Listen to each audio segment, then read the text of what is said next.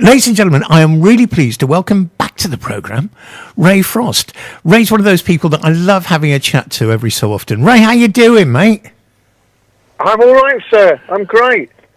Now, you've been pretty busy last year, 2023, and I'm guessing you're going to be just as busy 2024. What you been up to? Oh, well, last year we managed to play some festivals and stuff in the UK, which was great. I mean, it was all my stuff, all my material. That's what they wanted. So, because if you've been like with the Hermits or what, can you play some Hermit songs and all that? It was nothing like that. It was just me, an acoustic guitar, and we did just my stuff, and it went down so well. I always knew it would, of course. Yeah. So we're going back there this year. My girl in the UK sorting that out for us. She's doing all the preparation and the emails, so hopefully we'll have a few dates there.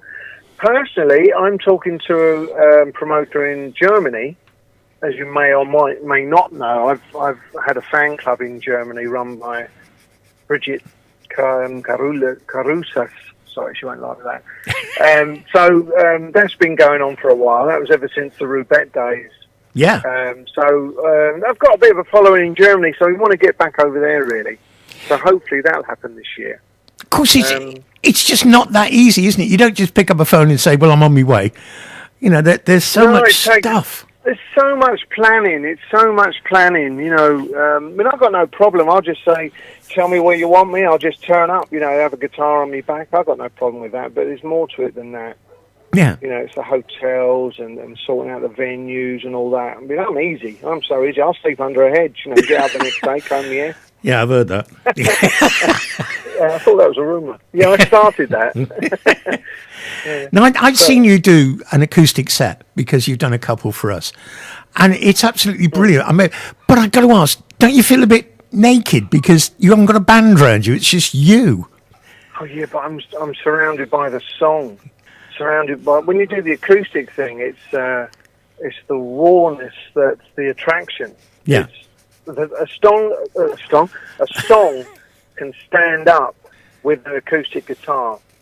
If the song can do that, just an acoustic guitar and a vocal, it's a good song. Yeah. I mean, I played Lucky. We've got the full production of Lucky. I've got just an acoustic version of Lucky and two other versions. And the one I prefer is just like the basic acoustic one. And people love it. They still all sing, so it must hit home, I think that's the test of a good song. Yeah. When you go out and you perform live, which I know you absolutely love doing, you do it sometimes with a band, because you're one of those people who are sort of like touring members of some of the great bands of the time, aren't you? Yeah, I've been lucky, haven't I? Yeah. I didn't get a wishbone in my chicken this year, so maybe not this year. Yeah. But I mean, when you're out there, Dave D, Dozy Beacon Titch, Hermits, etc., Hollies, do you really get that sort of oomph from playing with those bands? I do when I'm there. When you're doing it, it's like now. Okay, I went back last year and helped the Hermits because their guitar player couldn't make a gig. So I said, yeah, I'll come in and do it. I mean, I didn't rehearse. I hadn't played that stuff for like 3 years, and I never rehearsed.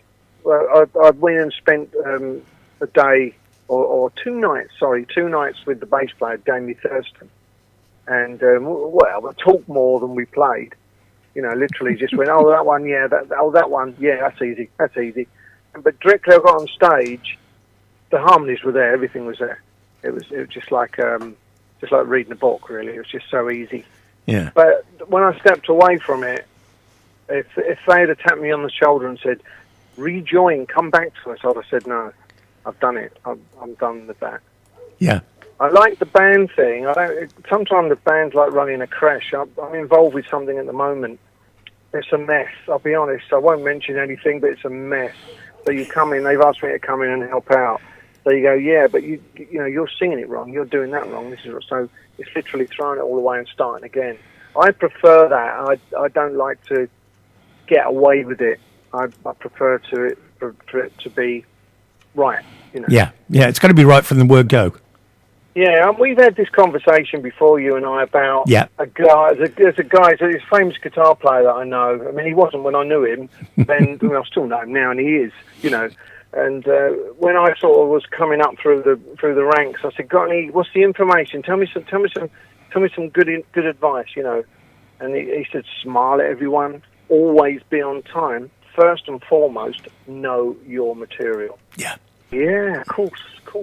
And it's true, and there's so many people that play and they don't know the material, and it puts you on edge, puts the audience on edge. They can suss it out. They sense this insecurity. So you just have to be really careful, you know. Just know your material. Just be professional. Simple as that. Now, when you say be professional, you not only a brilliant singist and brilliant guitarist, but you're also a brilliant songwriter. I mean, you've written some brilliant songs. There's one, what's it called? Is it Waiting on Your Call that you wrote for? Yeah, I'll tell you the back history on that, really. We were I was with the Hermits, and we were in the back of the tour bus going somewhere. Someone suggested, we should knock out another hit song and put out another song, you know, and I said, I've got 3. So, long story short, we ended up with this song, Waiting on Your Call, which is like a 2-minute smack in the face. It's just a great song. I spoke with Barry, the leader of the band, about it. He said, I'd love to record it, but I don't think it's going to work. You know, with the old band members of Hermits, it might be a problem. So we were just going to end up playing it on stage. That's what we were going to do. And, of course, the COVID thing came, and it never came to fruition. However, I sort of produced it up a bit. There's a promoter I was dealing with in the UK. He heard it and went, wow, this is great. Offer it to some 60s bands. So I did. And only a couple, mind. Only a couple. And Alan Lovell from the Swinging Blue Jeans, he loved it and said, we want to record it. So that's where we are at the moment. So whether they will or not, you know, people say things. Such a good song. Yeah, you should play it about now. No, it is one of those songs that's got that 60s feel to it, but it's still current. I mean, I don't know if you know what I mean, but you get people who can produce songs that sound as though they are from the 60s, but you know, just from the way the song goes, that it's brand new. Is that something you were aiming for? No, it's pure luck. It's just my inability to produce very well. and it just comes out like that. Oh, Lee, I never really wanted to get into this studio thing. You know, it's a friend of mine, a great guitar player, very famous guitarist, does all his own production, and he sits on the toilet literally with a telephone book-sized instructions how to work that particular machine. Can't go there. Haven't got the impatience for that. I've got a family. I love my daughter. I love my wife, and I want to be with them. And Cheeky, of course, my little bird. Oh yes, we must talk about Cheeky. Yeah, we'll talk about him in a minute, little love. But you know, I don't want to spend time in the studio all the time. I really don't. It just bores me. So I've just got my set tools that I use. You know, and there are many more. If you want to spend all the money, I really don't. I'm done with spending heaps of money on this now. Really, I've got the material, and it is what it is. And that one just happened to turn out very 60s. And it's a 60s song. It's a Beatles song. Really is. If that had been on Beatles for Sale, it wouldn't surprise me. It's that good a song, I think.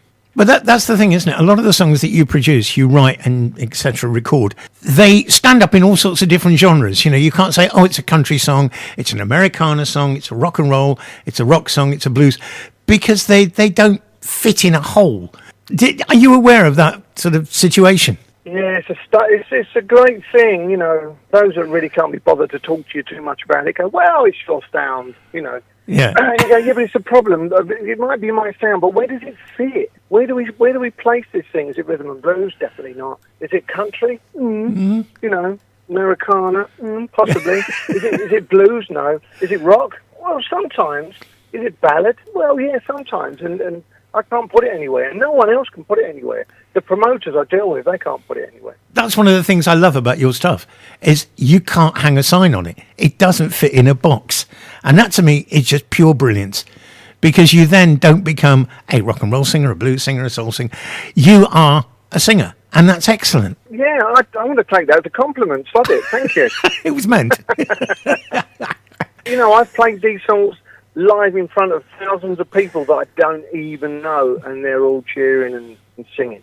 They all sing the songs. Me, you can't go wrong with Lucky to Be Me. I mean, what a song that is. That's excellent. That is. Great song. Phenomenal. One more thing, I've got to ask you this because it's something I'm fascinated by now. I've seen you work to a very, very small audience of people, sort of dinner things and that sort of thing. And I know you've done huge stages in front of thousands of people. Which one do you prefer doing? I prefer the small ones. I prefer the little gigs where there's less people that we can all ask each other's name and they sit and listen. Well, if it's acoustic guitar and I'll sit in front of them, I'll pull them forward or I'll go to them and we sit and we play. And they all sing and it's just so together and you can't get out there after. Everyone wants to talk to you. You know you're done well when that happens. Yeah. Yeah, when you sell a few CDs. But that being together, it doesn't matter. When you get like thousands, you don't see them anyway. You only see the people in the front. You only see the first 3 rows. You never see all the rest of them out there. I'll play the big stadiums, and you just don't see them. They're just like wallpaper. Do you find, though, that you get a lot of energy in those shows? Because there are thousands of people in front of you, that you get their energy, and it makes you sort of, I don't know, explode or something. Yeah, it pull you along. Yeah. It definitely pulls you along. If you get, I say if you get negative, I've never had negative. So, I mean, luckily, I cut my teeth with bands in England where I was like learning the material on stage sometimes, in the early days. And the audience didn't really matter then because I just had to get through that next song, really. So you didn't really take an awful lot of notice. But as you get, and all of a sudden you get taken in and then you're playing with bigger bands, these famous bands. And then the kick is off the stage initially with the guys checking that, make sure that the drummers, in one particular band, the drummer was like the goalkeeper. He'd throw a stick at you if you got something wrong or you came in wrong or something like that. It was great. Oh, great. Good old Alex. Yeah. I know where he lives, the rat. I'll get him one day. So they keep an eye on you, and it's like a unison, togetherness being in the band. It's like a massive relationship. It's like marriage, really. I've heard that a few times, and it is. But initially that. But I guess when if it's just me and acoustic guitar, I'm not going to just walk on stage and just do it and see the smiles. And you can cut down to a song where if no one knows your stuff, you can hit something like All I Have to Do Is Dream by the Everly Brothers. And that song is such a good gauge of how you're getting on. Because all of a sudden the people start singing it, you go, okay, yeah, those people are with me.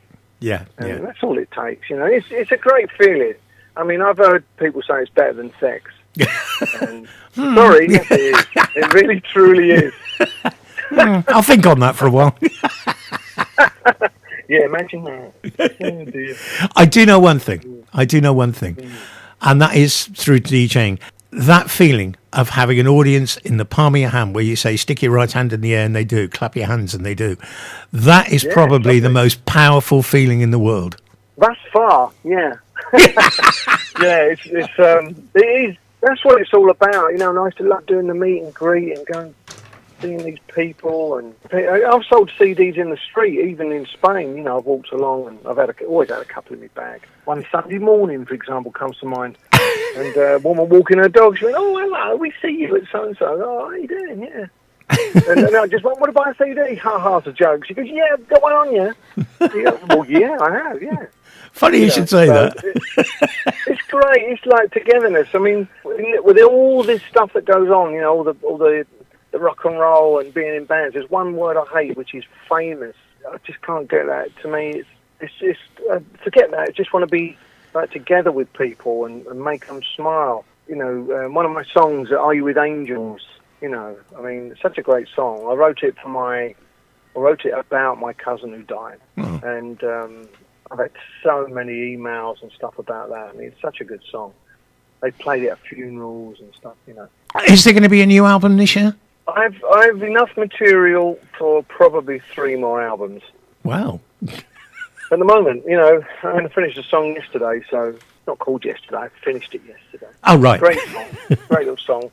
Yeah, and I've been in a few scenarios that different things with playing Spanish stuff, and it sort of influenced me a little bit. I have to confess, I have taken my foot off the gas over the last few months to spend time with the family and etc. But I haven't been like going, well, I'm going to finish this song. So I've got stacks of ideas all laying about that I need to get in. But right now, as I speak to you now, there's enough finished for another 3 albums. You know, it's a constant thing. You know, you can't stop. You can't just stop writing songs.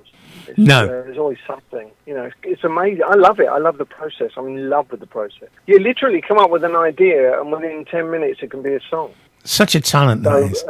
Well, I don't know. I've got nothing to gauge it by. Like I'm sort of no, I've been doing it a long time, but I've got no one to bounce off from. I do it all myself. I come up with the ideas. I come up with the chords. I come up with the music. I come up with the medley. I come up with the words. Everything. So I don't collaborate. I don't particularly like doing that. I've been asked many times, but I go, no, sorry, can't do anything with your poem. They always send me poems, people. But yeah, I just do it myself. And will there be another album? There's certainly enough material. It's just whether I want to. I think personally, I've got sufficient material out there and good songs last week for the rest of my life. Okay. Do I want to record any more? Not right now. I don't really. I don't want to sit in the studio and and have to deal with people again. Calling people from all over the world to help me. I don't really want to do that right now. All right. Ray, it's been absolutely brilliant talking to you. We're going to play a couple of those tunes in a moment. Oh, great, yeah. Take care of yourself. Keep in touch. And maybe we'll meet up and have a coffee or a beer or something exciting soon. I would love to. All right, mate. Thanks a lot for now. Take care. Thank you. Bye-bye. Bye.